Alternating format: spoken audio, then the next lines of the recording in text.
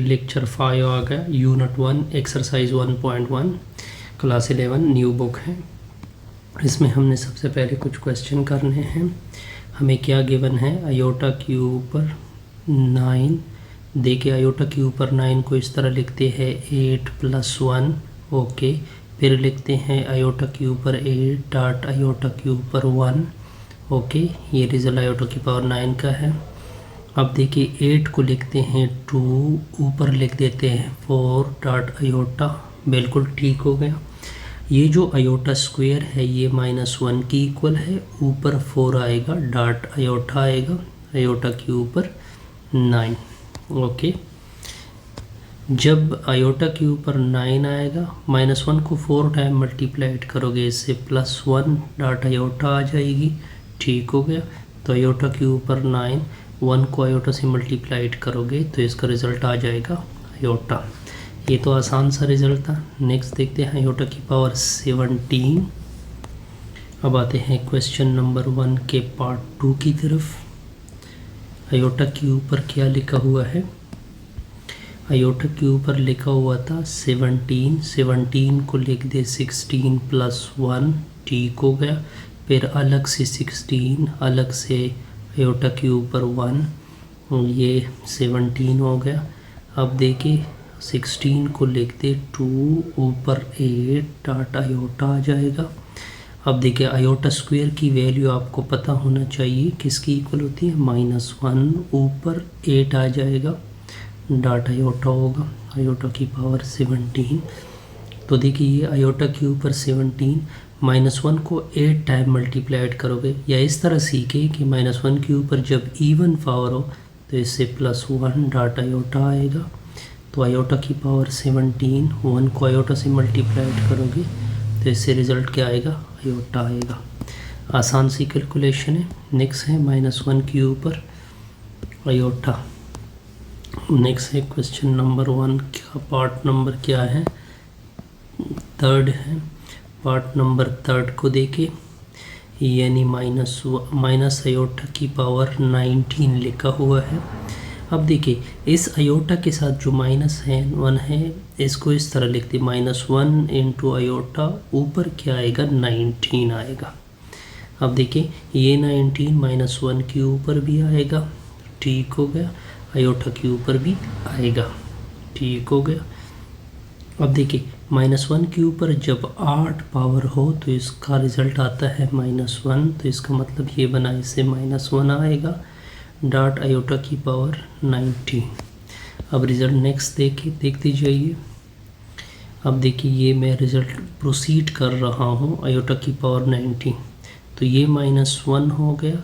19 को लिख दे 18 + 1, -1 की पावर 19 माइनस इसको लिख दे आयोटा की पावर 18, आयोटा की पावर 1, -1 की power 19 equal to iota power 18 को लिख दे 2, ऊपर 9 डॉट आयोटा।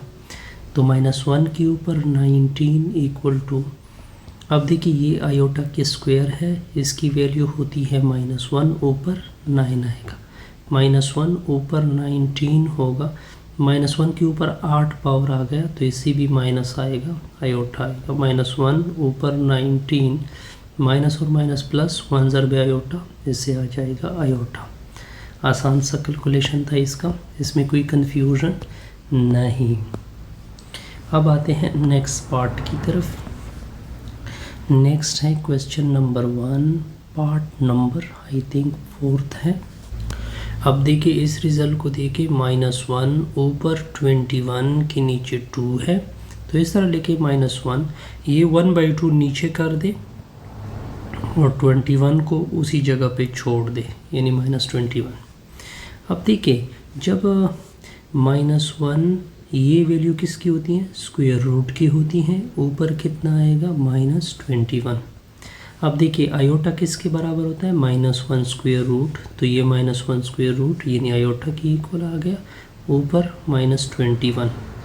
अब इसके नीचे 1 लिख देते हैं, इसको नीचे शिफ्ट कर दोगे तो आयोटा की पावर +21 आएगा। अब आपने इसको रिज़ल्ट लेके जाना है, यानी -1 पर 21/2। अब नीचे देखें 21 को लिखते 20 + 1। अब देखिए मैं लिख सकता हूँ इसका 22 अलग से, 21 अलग से। अब देखिए 1, अब देखिए इस 20 को लिख दे आयोटा की पावर 2 ऊपर 10 डॉट आयोटा, ठीक हो गया। अब देखते जाइए 1 आयोटा स्क्वायर किसके बराबर होता है, -1 ऊपर 10 आएगा डॉट आयोटा। -1 के ऊपर 10 को +1 बोलते हैं। एक तरह नोट कर ले कि जब इवन पावर हो तो इसे आता है +1, यानी इससे रिजल्ट आएगा आयोटा। अब आयोटा से मल्टीप्लिकेशन करें, आयोटा से डिवीज़न कर दें ताकि रेशनलाइजेशन हो जाए। ये आयोटा ज़रबे 1 आयोटा, आयोटा ज़रबे आयोटा, आयोटा का स्क्वायर। ये किसका रिजल्ट ले रहे हैं, -21 के नीचे 2 का। अब देखिए आयोटा, आयोटा स्क्वायर की वैल्यू क्या होती है, -1, तो प्लस को माइनस से डिवाइड करोगे, रिजल्ट क्या आएगा, माइनस आयोटा। इस तरह ये क्वेश्चन भी क्या हो गया जी, कंप्लीट हो गया। अब देखिए सोल्यूशन, देखिए पहले इस क्वेश्चन को समझने की कोशिश करें। देखिए एक मर्तबा आपने इसको एज अ गिवन लेना है और z को प्रूव करना है रियल, यानी इसमें 2 टारगेट है। मैं आपको बता देता हूँ।